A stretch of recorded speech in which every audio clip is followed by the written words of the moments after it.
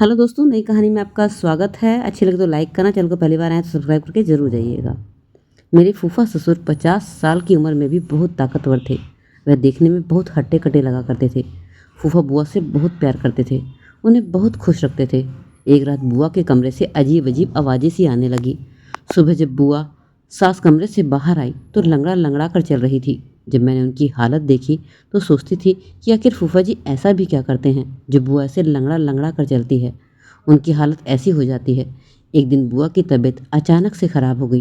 बुआ जी कहने लगी, अपने फूफा जी को दूध देकर आ जाओ। बुआ जब सो गई तो मैं बुआ का हुलिया बनाकर फूफा जी के कमरे में चली गई और जैसे ही मैंने दूध रखा और मैं पलटी, फूफा जी ने मेरा हाथ पकड़ लिया और मुझे अपने ऊपर खींच लिया और फिर बुआ समझकर मेरे साथ पूरी रात। मेरा नाम सुनैना है। मैं दिखने में बहुत खूबसूरत थी। मेरी उम्र लगभग 22 साल है। मैं एक मिडिल क्लास फैमिली से संबंध रखती हूँ। मैं और मेरा भाई मेरे माँ बाप की इकलौती संतान थे और अपने माँ बाप के साथ खुश रहते थे। अभी मेरी भाई की शादी 1 महीने पहले ही हुई थी। मेरी भाभी घर में आ गई थी। मम्मी पापा मेरी भाभी से बहुत खुश थे। मेरा भाई साथ वाले शहर में ही नौकरी किया करता था। वह जब भी शाम को घर आता हमारे लिए कुछ न कुछ खाने के लिए लाया करता था। भाई भाभी से बहुत प्यार करता था। यह सब देखकर मैं बहुत खुश होती थी और अपने भाई पर गर्व करती थी कि भगवान हर किसी को ऐसा भाई दे। हम अपनी फैमिली में बहुत खुश थे। जब मेरी ग्रेजुएशन की पढ़ाई पूरी हुई तो पापा ने मेरे लिए एक लड़का ढूंढना शुरू कर दिया। कुछ ही दिनों में पापा को एक बहुत ही अच्छा लड़का मिल भी गया जिसका नाम अभय था। लड़के के माँ बाप नहीं थे, लेकिन शुरू से ही वह अपनी बुआ और फूफा के घर पर पला बड़ा था। लड़के में कोई भी ऐब नहीं था। जैसे ही मैंने शादी की बात सुनी मेरा मन मचलने लगा। मैं आने वाली ज़िंदगी की सुनहरे सपने देखने लगी थी। मैं जवान थी, खूबसूरत थी, इसलिए जैसे एक लड़की के मन में अपने होने वाले राजकुमार से मिलने की चाहत होती है, ऐसी ही चाहत कुछ मेरे मन में भी थी। पापा ने भी शादी में देर नहीं लगाई क्योंकि लड़का बहुत अच्छा था। इसलिए 15 दिन के अंदर ही पापा ने शादी कर दी और मैं शादी होकर ससुराल आ गई। अभय के फूफा और बुआ जी मुझे देखकर बहुत खुश थे। जैसे जैसे रात पास आ रही थी मुझे बहुत घबराहट हो रही थी। शाम होते ही मुझे मेरे कमरे में भेज दिया गया।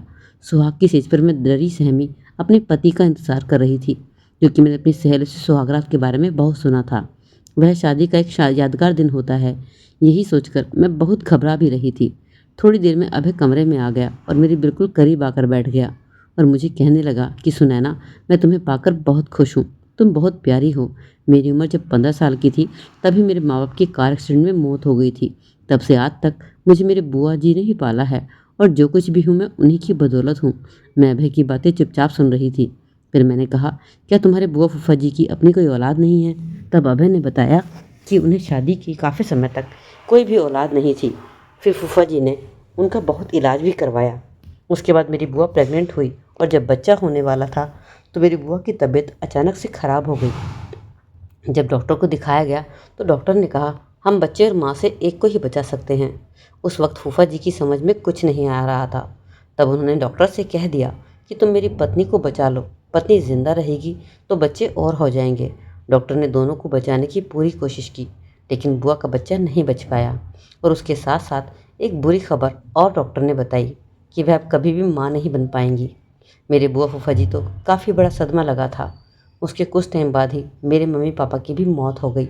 तब से मैं अपनी बुआ और फूफा के पास आ गया। बुआ फूफा के कोई औलाद नहीं थी, इसलिए उन्होंने मुझे बड़ी आसानी से अपने पास रख लिया और बहुत प्यार से रखा। मैं ज़िंदगी भर अपने बुआ और फूफा जी का एहसान नहीं भूल सकता। उन्होंने मुझे पढ़ाया लिखाया और एक अच्छा इंसान बनाया, इसलिए मैं उनके लिए जितना भी कर लूँ मेरे लिए कम है। वह मेरे लिए भगवान के समान है। इतना कहते कहते अभय की आंखों में आंसू आ गए। मैं अभय को चुप करते हुए कहा, आप परेशान मत होइए। जैसे आप अपनी बुआ फूफा को मानते हैं, मेरे लिए भी मेरे माँ बाप की तरह ही होंगे। मैं उनका पूरा ख्याल रखूँगी, इसलिए आप चिंता ना करें। इधर मेरे मन में जज्बात भी उमड़ रहे थे, इसलिए मैंने अपने पति का हाथ पकड़ा और कहा, क्या अब आपको यही सब बातें करते करते पूरी रात गुजारनी है क्या? आज हमारी शादी की पहली रात है। इतना सुनते ही अभय थोड़ा सा मुस्कुराया और मुझे अपनी बाहों में भर लिया। मैं तो बहुत खुश हो गई, क्योंकि मैं तो इसी पल का इंतज़ार भी कर रही थी। अभी मुझे संबंध बनाते सिर्फ 5 मिनट हुए थे और अभय थक कर अलग हो गए। मैं तो मायूस सी हो गई। मुझे अंदर से जलन होने लगी। वह तो 5 मिनट भी नहीं टिक पाया था। आज की रात के लिए मैंने कितने सपने देखे थे, कितने अरमान जगाए थे, लेकिन मेरे सारे सपनों और अरमानों पर पानी फिर गया था। अभय मुझे पूरी तरह संतुष्ट नहीं कर पाए थे, जितना एक पति को अपनी पत्नी को करना चाहिए। अभय को फौरन नींद आ गई, लेकिन मैं प्यासी मछली की तरह बिस्तर पर तड़पती रही। इसी कश्मकश में ना जाने रात कब गुजर गई पता ही नहीं चला। मैं सुबह उठी और बाथरूम में जाकर फ्रेश हो गई। जब मैं बाथरूम से बाहर आई और कमरे से बाहर निकली तो मैंने देखा बाहर लॉन में अभय की फूफा जी कसरत कर रहे थे। जब मैंने उन्हें देखा मैं देखते ही रह गई। 50 साल की उम्र में भी हट्टे कट्टे और जवान मर्द लग रहे थे। मैंने अपनी नज़रें हटाई और किचन में चली गई। मैं चाय बनाने लगी। चाय बनाकर मैं फूफा जी के लिए चाय ले आई। तब फूफा जी कहने लगे, अरे बहू, तुम्हें चाय बनाने की क्या ज़रूरत थी? तुम्हारी बुआ जी कहाँ चली गई हैं? वह तुम्हारे लिए चाय बना देती। आज तो तुम्हारा पहला दिन है इस घर में और तुम काम में लग गई हो। तब मैंने कहा, फूफा जी, बुआ जी अंदर है और कुछ काम कर रही है। फूफा जी तो तुरंत अपनी चाय लेकर अंदर की तरफ चले गए। मुझे इस घर में 2 दिन आए हो गए थे, लेकिन मैंने एक बात नोट की थी, जहाँ भी मेरी बुआ जी जाती फूफा जी वहाँ पीछे पीछे होते थे और न जाने उनके साथ साथ साथ क्या क्या हरकतें करते थे। एक मजनू की तरह वह उनके हमेशा पीछे रहा करते थे। तब बुआ जी उन्हें हमेशा कहा करती थी कि अब तो कुछ शर्म कर लो, घर में नई नई बहू आई है। तब वह कहते, तो क्या हुआ, एक पति को अपनी पत्नी के साथ यह सब करते रहना चाहिए, प्यार बना रहता है। और अभय भी तो अपनी पत्नी के साथ ये सब करता ही होगा। फूफा जी की बातें सुनकर मुझे शर्म आ गई। मैं पीछे हट गई। शायद मुझे उनकी बातें नहीं सुननी चाहिए थी, लेकिन मेरे मन में यह बात बैठ गई थी, क्योंकि मेरी शादी को 10 दिन हो चुके थे, लेकिन अभय ने अभी तक मेरे साथ अच्छे से संबंध नहीं बनाया था, मुझे संतुष्ट नहीं कर पाया था। इसी तरह एक रात मैं बुआ के कमरे के पास से गुजर रही थी। तब उनके कमरे से मुझे अजीब अजीब आवाज़ें आने लगी। उन आवाज़ों को सुनकर मैं अपने जज्बातों पर काबू नहीं कर पाई और जाकर कमरे की खिड़की से अंदर झांकने लगी। कमरे में हल्की सी रोशनी थी। उस रोशनी में जब मैंने उन दोनों को एक साथ प्यार के पल जीते देखा तो मैं अपने जज्बातों पर काबू ना कर पाई और तुरंत भागकर अपने कमरे में आ गई। अभय करवट लिए लेटा था। मैं उसके पास उसे चिपक कर प्यार करने लगी, उसे उकसाने लगी, लेकिन उसे ज़रा भी फर्क नहीं पड़ा, क्योंकि वह तो गहरी नींद में था। मैं एक बार फिर से मायूस हो गई और करवट बदलकर किसी तरह रात गुजारी। सुबह हुई तो मेरे पति पहले ही उठे हुए थे और तैयार हो रहे थे। मैंने पूछा कि कहाँ जा रहे हो?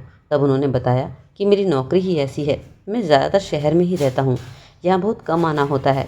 महीने का आखिरी दिन में ही मैं यहाँ पर 4-5 दिन के लिए आता रहता हूँ और शादी की छुट्टियाँ भी ख़त्म हो चुकी है, तो मुझे जाना होगा। मैं एकदम से उदास हो गई, लेकिन फिर मैंने अभय के लिए नाश्ता बनाया और उनके लिए कुछ सामान भी पैक किया। उसके बाद अभय घर से ऑफिस के लिए निकल गए। रात हुई तो मैं अपने कमरे में थी। मेरे सामने वही बुआ और फूफा जी वाला नज़ारा घूम रहा था। मैं सोचने लगी, फूफा जी इस उम्र में भी बुआ को कितना खुश रखते हैं और कितना प्यार करते हैं, और एक इधर मेरा पति है जो मुझे बिल्कुल भी प्यार नहीं करता और ना ही मुझे कभी संतुष्ट कर पाता है। बस इसी तरह दिन गुजर रहे थे। लेकिन दूसरी तरफ जितनी मोहब्बत फूफा बुआ से करते थे, उतनी शायद बुआ जी नहीं करती थी, क्योंकि वे हमेशा कहती रहती थी, न जाने मुझे कब तक तंग करते रहेंगे। इतनी उम्र के हो गए हैं, फिर भी इनको बिल्कुल भी शर्म नहीं है। हमेशा मुझे परेशान करते हैं और मेरे पीछे पीछे लगे रहते हैं। न जाने कितनी ताकत है। बुआ अपनी कमर पकड़ते हुए यह सब कह रही थी और कह रही थी, मुझे बहुत दर्द है, मैं थक चुकी हूँ इन सब चीज़ों से, लेकिन तुम्हारे फूफा जी हैं कि मानते ही नहीं। न जाने उनमें इतनी ताकत कहाँ से है। मैं बुआ जी की बातों को बड़ी हैरानी से सुनती थी और सोचती थी, न जाने फूफा जी ऐसा भी क्या करते हैं जो बुआ जी ऐसी बातें कर रही हैं। अगली रात मुझे फिर से बुआ फूफा जी के कमरे से आवाज़ें आने लगी। मेरा मन फिर से उन्हें देखने को मचलने लगा और मैं खिड़की से अंदर झाँकने लगी। मेरे जज्बात मेरे काबू में नहीं थे। फिर से वही मंजर मेरे सामने था। मैंने अपने धड़कते दिल पर हाथ रखा और अपने कमरे में लौट आई और आकर लेट गई। मैं मन ही मन सोचने लगी, फूफा जी ने कहीं मुझे देख तो नहीं लिया हो। अगर उन्हें पता चल गया कि मैं उन्हें छुप कर देखती हूँ तो उन्हें बहुत बुरा लगेगा। इसलिए मैंने कई दिन तक फिर उस कमरे में जाने की तरफ हिम्मत नहीं की। एक दिन बुआ की तबीयत बहुत ज़्यादा ख़राब हो रही थी और वह कह रही थी कि मेरी तबीयत इतनी ख़राब है, लेकिन इन्हें तो मेरी बिल्कुल भी परवाह नहीं है, इन्हें तो बस अपनी खुशी पूरी करनी है। बुआ जी कहने लगी, आज मेरी तबीयत ठीक नहीं है, इसलिए मैं तुम्हारे फूफा के कमरे में नहीं जाऊंगी। तो हो सके तो तुम अपने फूफा जी को इलायची वाला दूध दे आना, उन्हें ये दूध पीने की बहुत आदत है। इतना सुनना था कि मेरे सामने वही मंजर घूमने लगा। बुआ जब सो गई तो मैं दूध का गिलास लेकर फूफा जी के कमरे में चली गई। जब मैं दरवाजे तक पहुंची तो कमरे की बहुत धीमी धीमी लाइट चल रही थी। कमरे के अंदर कदम रखते ही मेरे मन में अजीब अजीब ख्याल आने लगे। मैंने अपनी साड़ी के पल्लू को अपने सर पर रखा और आगे की तरफ मुंह ढक लिया, क्योंकि बुआ जी हमेशा अपने सर पर ऐसे ही पल्ला रखती थी। अब मेरा हुलिया बिल्कुल बुआ जी की तरह लग रहा था। कमरे में गई। अंदर का नज़ारा बहुत ही खौफनाक था। जैसे ही मैं दूध देकर पलटी, फूफा जी ने मेरा हाथ पकड़ लिया और मुझे अपने ऊपर खींच लिया। मैंने अपना पल्लू और ज़्यादा नीचे कर लिया ताकि फूफा जी मुझे पहचान ना पाए, और फूफा जी फिर बुआ जी समझकर अजीब अजीब हरकतें करने लगे। मुझे अच्छा सा लग रहा था। मैं अपने जज्बातों पर काबू ना कर पाई और फिर फूफा जी वह सब करने लगे जो वे बुआ जी के साथ करते थे। उसके बाद वे थक कर अलग होकर सो गए। न जाने क्यों मुझे एक अजीब सी खुशी महसूस हुई। आज मेरी तड़पती आत्मा को तृप्ति मिली थी और उठकर अपने मैं कमरे में चली गई। अब मैं समझ गई थी कि बुआ जी की ऐसी हालत क्यों हो जाती है, और ये सब सोचते सोचते मुझे गहरी नींद आ गई। सुबह जब मेरी आँख खुली तो मेरे अंदर एक अजीब सा एहसास था। मैं खुश हो रही थी। रात वाली खुशी का तो कोई ठिकाना ही नहीं था। मैं उठी और वॉशरूम में फ्रेश होने के लिए चली गई। जब मैं कमरे से बाहर आई तो बुआ जी बाहर लॉन में ही बेड पर लेटी हुई थी। उनकी तबीयत अभी भी खराब थी। बहुत तेज़ बुखार था। मैंने उनके सर पर गीली पट्टियाँ रखी। तभी वहाँ पर फूफा जी भी आ गए। मुझे पूछने लगे कि बहू, अब तुम्हारी बुआ जी की तबीयत कैसी है। तब मैंने कहा कि पहले से कुछ ठीक लग रही है, लेकिन बुखार अभी पूरी तरह उतरा नहीं है। जब मैंने फूफा जी की तरफ थोड़ी नज़र घुमाई तो मैंने नोटिस किया कि फूफा जी मुझे बड़े गौर से देख रहे थे। आज से पहले उन्होंने मुझे कभी इतने गौर से नहीं देखा था। मैं सोचने लगी कि कहीं फूफा जी को रात वाली बात पता तो नहीं चल गई कि वहाँ पर बुआ जी नहीं, मैं थी। यह सोचकर मैं एकदम से घबरा गई और सोचने लगी कि कहीं अगर फूफा जी को पता चल गया तो वे मेरे बारे में क्या सोचेंगे। रात हुई तो बुआ जी मुझे फिर से कहने लगी कि मेरी तबीयत अभी पूरी तरह ठीक नहीं है, इसलिए मैं तुम्हारे फूफा जी के कमरे में तब तक नहीं जाऊंगी जब तक मैं पूरी तरह ठीक नहीं हो जाती, नहीं तो मेरी तबीयत और ज़्यादा खराब हो जाएगी। तो इसलिए तुम अपने फूफा जी को ही दूध दे आना, नहीं तो वह मुझे ढूंढते ढूंढते दूध के बहाने फिर यहाँ पर आ जाएंगे।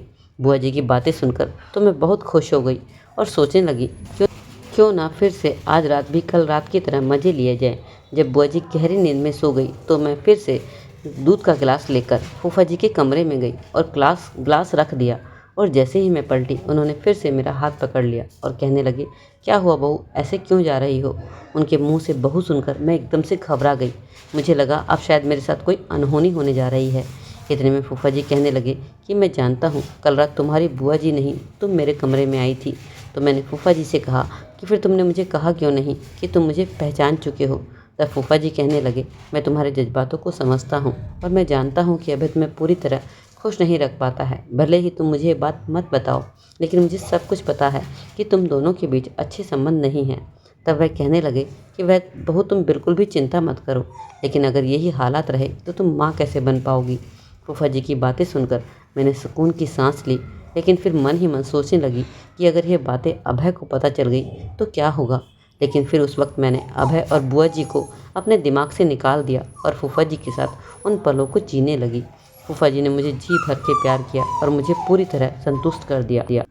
उसके बाद मैं सो गई और फिर मैं अपने कमरे में आ गई। अब तो हर रात बस यही होने लगा।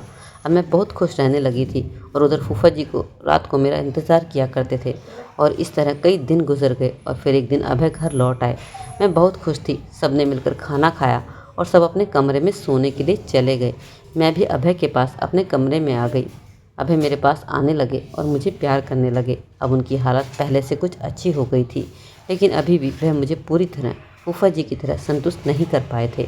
उसके बाद अभय सो गए, लेकिन मैं अभी प्यासी थी। जैसे ही अभय को गहरी नींद आई, मैंने सोचा क्यों ना मैं फूफा जी के कमरे में चली जाऊं, लेकिन न जाने क्यों डर था, इसलिए मैं अपने जज्बातों पर काबू पाया और चुपचाप सो गई। सुबह हुई तो अभय कहने लगे कि मुझे फिर से लौटना होगा, मैं 3 दिन बाद फिर से आ जाऊंगा। इतना सुनना था कि मैं बहुत खुश हो गई और फिर से वही रात वाला मंजर मेरी आंखों के सामने घूमने लगा। मुझे रात का बेसब्री से इंतज़ार था। बुआ जी जब सो गई तो मैं फूफा जी के कमरे में चली गई। फूफा जी भी मेरा बड़ी बेसब्री से इंतज़ार कर रहे थे। मेरे कमरे में जाते ही वह बेकाबू हो गए और फिर से शुरू हो गए। आज भी मैं पूरी तरह संतुष्ट हो गई थी और अपने कमरे में आ गई। अगली सुबह उठी तो मैं नाश्ता बना रही थी कि हमारे दरवाजे पर खटखटाहट हुई। मैंने दरवाज़ा खोला तो देखा सामने अभय थे। मैंने कहा, अरे आप तो 3 दिन बाद आने वाले थे। तब अभय ने कहा कि नहीं, मेरा काम ख़त्म हो चुका है, इसलिए मैं घर लौट आया और शायद अब मैं शहर वापस ना जाऊं। अब मैं घर से ही रहकर नौकरी किया करूंगा और मैं यही घर पर ही रहूंगा। क्योंकि मैं तुम्हें तकलीफ में नहीं देखना चाहता। तुम यहाँ मेरे बिना अकेली रहती हो, इसलिए तुम्हारे साथ समय बिताना चाहता हूँ। मैं अभय की बातें बड़ी हैरानी से सुन रही थी। वह मेरी फिक्र कर रहे थे और फिर थोड़ी देर में ही अभय मेरी तारीफ करने लगे और कहने लगे कि मैं तुम्हें पाकर बहुत खुश हूँ। मैं बहुत खुशकिस्मत हूँ कि मुझे तुम जैसी बीवी मिली, क्योंकि कोई भी औरत अगर वह कई दिन तक ऐसे अपने पति के बिना अकेले रहे और वह पूरी तरह संतुष्ट ना हो पाए तो वह दूसरे मर्द की तरफ अपना दिल लगा लेती है। लेकिन तुमने ऐसा नहीं किया। तुमने मेरे विश्वास को बनाए रखा। मुझे तुम पर गर्व है। अभय की इस तरह की बातों को सुनकर मैं अपने आप को मन ही मन कोसने लगी और सोचने लगी कि मेरे पति कितने अच्छे हैं और मैंने उनकी पीठ पीछे क्या किया। उनका भरोसा तोड़ा, उनको धोखा दिया।